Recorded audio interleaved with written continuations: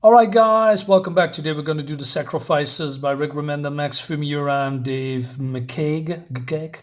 Issue number 7. Yeah, we're going to continue because it's been a couple of months and I wasn't sure if I'm going to continue with it and I couldn't get all of the issues. Now I have, well, for the most part.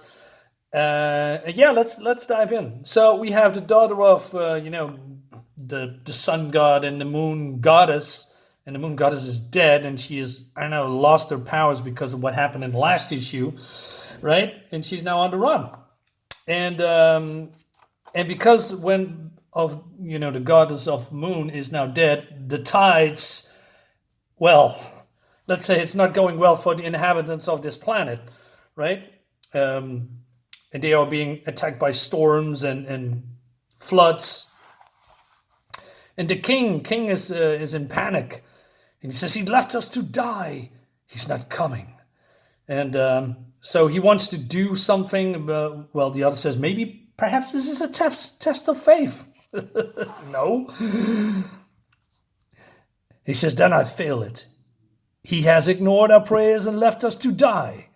So he says, give me the summoning staff. And he's summoning, I guess, his god, or one of the many gods of water. And he says, I am sorry, but the storm, we face utter annihilation. We who have done everything asked of us. I'm not accountable for the storm. I'm not concerned with faults. This is your temple, your city. I plead of you. Luna has abandoned you. The tides are hers to command. I gave my only daughter a sacrifice. You must help. And then I thought, since God's mostly being depicted as arrogant and unyielding in comics, he actually tries to do something, right? So, and he says that his city is under his protection. Is this payment for some trivial slight, Luna, right? And but then, he's been defied too. He says, and maybe he doesn't know that he's dead. Could be, hardy bitch, you will not have my people. But then he looks and, well, they're dead. It's over, right? So these are the worlds that we see in every issue. We have the lunar base, sun base, the reptiles.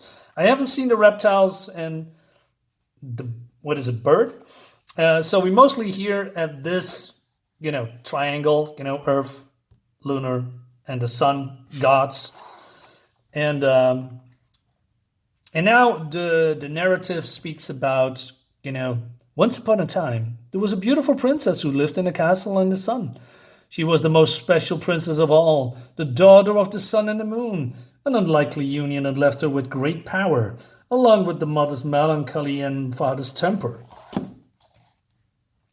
As a young girl, her parents were madly in love, but as she grew older, things changed. They become increasingly distant, a clear divide forming. She would sit in the hallway and listen to them fight. The fights were vicious, full of horrible verbal attacks meant to devastate. Over time, they grew into physical abuse.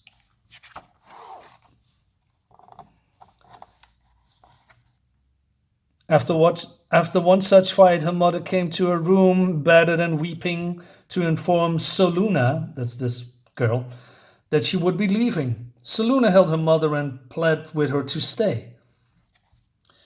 Luna looked up, made no effort to hide her tears, and whispered to Soluna, as life goes on, the world will strip everything that is vital to you. Youth turns into age, beauty into wrinkles. Self-assuredness gives way to the wisdom of knowing that there is much you do not know. Life no longer feels new and exciting. The body mind grow tired. Tasks that were once simple become difficult. Things you took for granted becomes immense struggles, leaving only two options: die or learn to push through.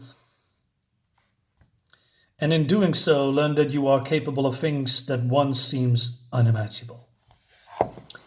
And then she is on top of this mountain and she is looking for a tree. And the tree has food and she's eating and eating and eating. But then her stomach turns against her and she is not well and pukes everything out. But then something arises behind her, something slimy, something dark, something that wants to have her. So this predator attacks her with claws, with fangs, and she is tried to defend herself, leaving, but this fluid creature is way too quick and hurts her deeply in every way possible. And in the end, she is not devouring him, it is entering her. And by doing that, she is lost, gone. Her body does not do what she wants, and she then falls off the cliff. And that leads us to the next issue. Yeah, a lot of visual storytelling and a little bit of a narrative. I think this is more like a filler. And I'm really wondering what that black goo, this venom type creature, is doing to her. Is just a predator that eats her from the inside out. Who knows? I don't know. And but we have a little bit more insight about the world of where the gods live above the creatures that sacrificing their loved ones to appease to them so that they have a wonderful life. But now that is all gone wrong. The art looks great, by the way. Still intrigues me, but this is clearly a filler. It's not a bad filler, by the way, but still, in my opinion, a filler. So guys, let me know in the comments what you think about this. I'll see you next time. Bye bye.